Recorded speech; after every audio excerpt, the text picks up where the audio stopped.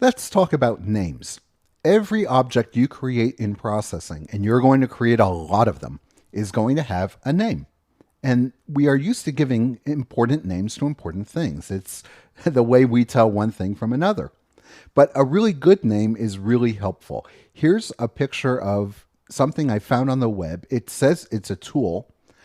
I don't know what its name is, and I have absolutely no idea what this thing does. It's really cool, but I don't know what it's for.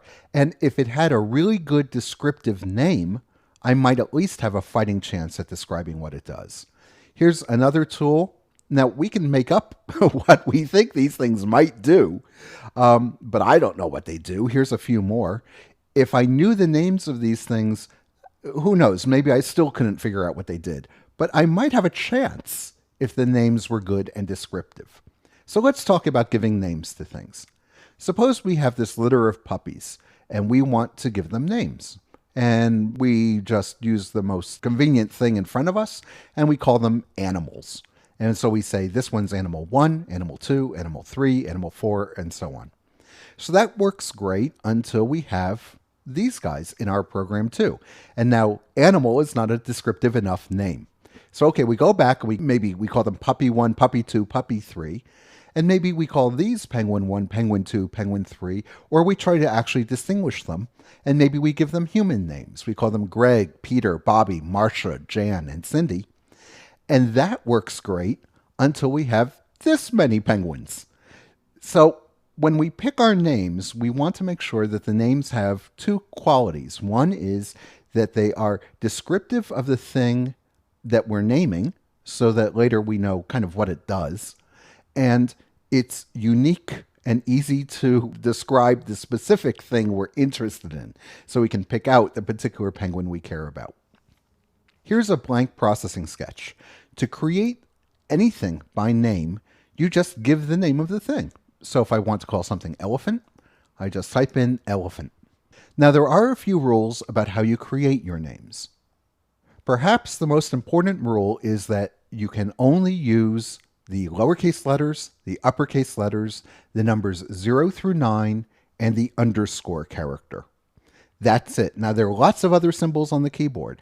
There's pound signs and percent signs and asterisks and semicolons. There's all kinds of stuff, and you can't use them. The names of objects can only be these guys: lowercase letters, uppercase, the digits 0 through 9, and the underscore character. Really important is you can't use a space. If you try to put a space in a name, you've created two separate names. Spelling counts. If you mix up some of the letters in your name, you are referring to a completely different object.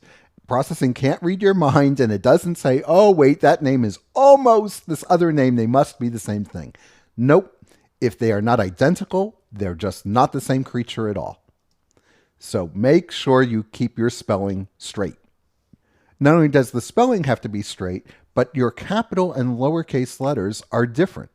So the word elephant beginning with an uppercase letter is a completely different name. Here's another completely different name. And another, and of course we can do this all day.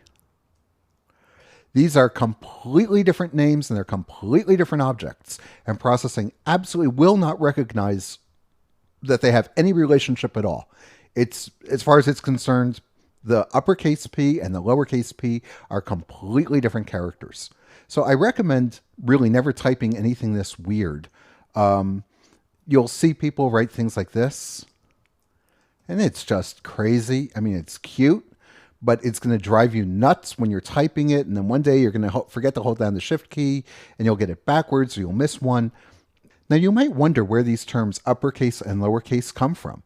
It's really interesting. Back in the early days, when people set type by hand, the first typesetting equipment, the way you would build up a page of text was one character at a time. In the bin in front of this person, you see all these little metal slugs. Every one of them has a single letter embossed on the far end. An E, an R, a Q. If you wanted to make the word frog, you pick up an F and you stick it into that metal form this person is holding in their left hand. Then you pick up an R and you stick it in next to it, then an O and a G, and now you need a space and you grab a slug that has no letter on the end, you stick that in, it creates a little horizontal space, and then you grab the next letter of the next word, and one letter at a time, you build up a line of text. And then when the line is full, you do it again for the next line and the next line until you have a column. And then once you have a column, you build up multiple columns to make a page. And oh my gosh, it took forever, but it was still quicker than copying things out by hand. And this is the beginning of the revolution of the printing press. Now, there are an awful lot of letters to be used, and the letters vary in frequency. The most frequent letter used in the English language is E. And so if you notice just about in the middle of the rack in front of this person, one of the little slots is much bigger than the others. That's holding all the lowercase e's. If we draw a diagram of this, it looks something like this. The lower part of the picture holds the bin with all the what are called the minuscule letters. And up above, we have the bin that has all of the capital letters. And typically when people place these bins in front of them, they took the minuscule letters and put them closer because you use a lot more of those. You only use capitals infrequently, and so the capitals went higher up. The capitals were put in the upper case, meaning strictly up higher. And this fellow's arm, his right arm, is in front of the upper case where the capitals are kept. And the person in the foreground is pulling out letters from the lower case where the minuscule letters are kept.